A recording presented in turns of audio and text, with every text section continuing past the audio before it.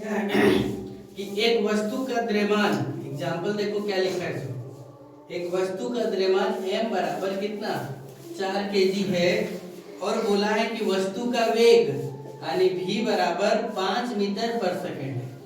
v बराबर कितना है 5 मीटर पर सेकेंड है। तो आपसे पूछा कि मोमेंटम क्या होगा यानी संवेग बराबर वाट। संवेग बराबर क्या वाट। तो हम लोग जानते हैं क्या देखो यानी संवेग बराबर फॉर्मूला होता है, ध्यान से देखो। संवेग बराबर द्रव्यमान गुने क्या वेग। संवेग बराबर क्या द्रव्यमान गुने वेग। तो द्रव्यमान 4 kg, वेग कितना 5 मीटर। तो संवेग बराबर कितना हो गया 4 kg गुने वेग कितना 5 मीटर पर सेकेंड। तो 4 बचे कितना 20 kg मीटर पर सेकेंड। 20 kg मीटर क्या पर सेकेंड होगा। ये संवेग निकल गया है ना। अब भी क्वेश्चन आपसे पूछा है क्या देखो कि 36 मीटर प्रति आवर की वेग से गतिशील है ना। ध्यान देखो यहाँ क्या लिखा है देखो 36 kg मीटर यानी जो वेग है v है वो 36 के है ना 36 किलोमीटर पर आवर है।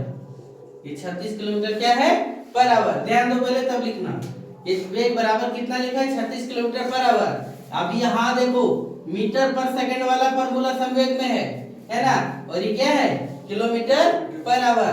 तो इसको मीटर पर सेकंड में बदल दो। तो 36 मीटर पर सेकंड में बदलने के लिए 5 बटे किससे 18 से गुना मीटर पर सेकंड। 18 दूना 36, 5 दूना कितना 10 मीटर पर सेकंड हो गया। ये हो गया वेग। और जो वजन दिया हुआ है यानी m दिया हुआ है, m दिया हुआ है 500 ग्राम, जबकि हमको चाहिए किसमें केजी में। तो 500 ग्राम को केजी में कन्वर्ट कर दो। तो 500 बटा कितना 1000, ये केजी हो गया। 2 0 0 5 1 5 5 2 10 यानी 1/2 केजी। ये निकल गया। तब आपसे पूछा है कि संवेग क्या होगा। तब आप फार्मूला लगाओ। संवेग बराबर क्या द्रव्यमान गुने क्या वेग। यानी द्रव्यमान कितना हाफ केजी गुने वेग कितना 10 मीटर पर सेकेंड। 2 5 10 काटो तो 5 kg मीटर पर सेकेंड। इसका ये निकल गया। समझ गए क्या। इस प्रकार से बनाना है आपको। फिर देखो फिर एक क्वेश्चन और एक्स्ट्रा दिया हुआ है कि देखो ये क्वेश्चन आप लोगों को पहले ही बता दिए हैं है ना। फिर देखो ऑब्जेक्टिव टाइप में क्या क्या क्वेश्चन दिया है सो सुनो। किस पूछा है आपसे सवाल कि किस वस्तु का जड़त्व अधिक होगा। तो हम क्या बताएं कि जिस वस्तु का वजन अधिक होगा उसका जड़त्व भी क्या होगा अधिक होगा है ना। फिर आपसे क्या सवाल किया देखो कि किसी वस्तु का द्रव्यमान एवं वेग के गुणनफल को क्या कहते हैं। द्रव्यमान एवं वेग के गुणनफल को हम लोग क्या कहते हैं संवेग कहते हैं। क्या कहते हैं उसको संवेग कहते हैं। संवेग का एसआई मात्रक में क्या रहा है देखो। संवेग का एसआई मात्रक में केजी मीटर पर सेकेंड। क्या रहा है संवेग का एसआई मात्रक में केजी मीटर पर सेकेंड। फिर पूछा है कि किसी गतिशील पिंड का वेग आधा करने से उसका संवेग क्या होगा। तो कितना हो जाएगा आधा हो जाएगा। जैसे संवेग पूछा क्या कर रहा है वेग आधा करेंगे तो ये भी क्या हो जाएगा आधा होगा। फिर पूछा किसी m द्रव्यमान की वस्तु जिसका वेग v है का संवेग क्या होगा। यानी क्या बोला देखो मोमेंटम p बराबर क्या होगा यानी m द्रव्यमान गुने v। तो p बराबर कितना होगा mv होगा। कितना होगा mv होगा।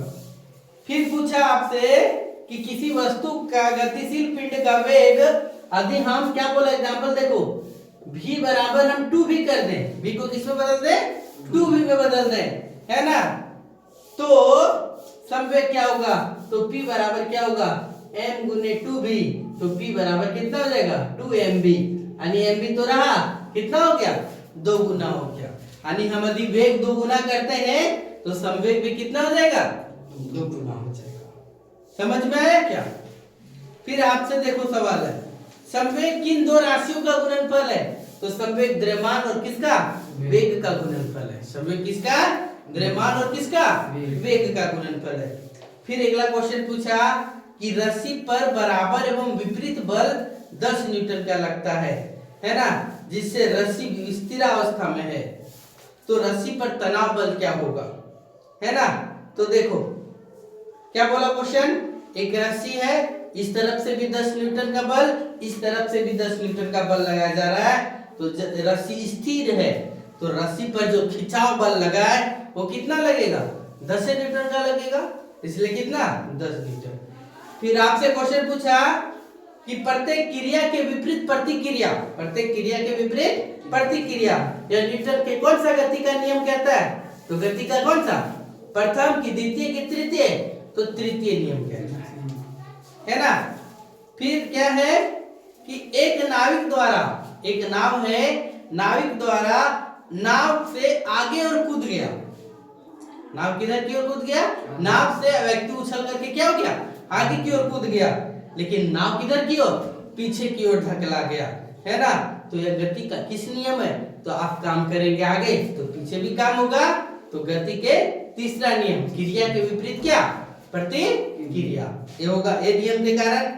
फिर गति का किस नियम के कारण हम सड़क पर चल पाते हैं, तो गति का हम लोग क्या, तीसरे नियम के कारण से क्या कर पाते हैं, सड़क पर चल पाते हैं, ठीक है। फिर क्या दिया, न्यूटन के गति के प्रथम नियम से हमें क्या मिलता है, तो न्यूटन के गति के प्रथम नियम से हमें जड़त्व, है ना, और क्या, बल की परिभाषा भी मिलता है ना। फिर पूछा कि न्यूटन के गति के नियम को, है ना, निकालने के लिए, यानी बल की परिमाप को निकालने के लिए कौन सा नियम लगता है, तो दूसरा नियम लगता है। फिर आपसे क्वेश्चन है कि सभी वस्तुएं अपनी अवस्था में परिवर्तन का विरोध करती है, यह कौन सा गुण है, तो जड़त्व का गुण है, कौन सा गुण है, जड़त्व का गुण है ना। ये आप लोग का इसका बल तथा गति के नियम का जो ऑब्जेक्टिव क्वेश्चन है ना, ये सब जो क्वेश्चन था, ये सब आपको क्या कर दिया गया, बता दिया गया। अगला क्लास में आप लोग को गुरुत्वाकर्षण के बारे में बताया जाएगा, है ना। आज का यही खत्म करते हैं, चलिए।